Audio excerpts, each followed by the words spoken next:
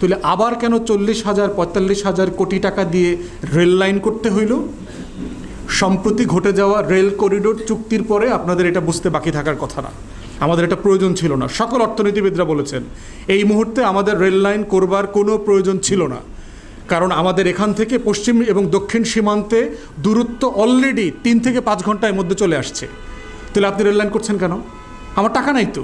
আপনি এটা কখন করবেন? যখন আমার ট্রেজারিতে টাকা ভরপুর আর ভরপুর। ভিক্ষা করে ফকিন্নিরা একটা রাস্তা করছে ঋণ করে, আপনি আবার আরেকটা ট্রান্সপোর্ট প্ল্যান করতেছেন। তাহলে এই যে এটা তুলে দামটা কেন বাড়ছে, এই টাকাটা কেন বাড়ছে? বাড়ছে লুটপাটের কারণে। আমলারা, প্রজেক্ট ডাইরেক্টর, হাবি জাবি যারা আছে, দেশি বিদেশি চক্রান্ত যেটা আছে, লুটেরা যে মাফিয়া তন্ত্র আছে, বাংলাদেশে বসে, আমেরিকাতে বসে, ইউরোপে বসে বাংলাদেশে কমিশন খায়, এরা সবাই মিলে টাকা খাইছে এখান থেকে। এইভাবে ঋণের টাকাটা জমছে। ঋণের টাকা জমতে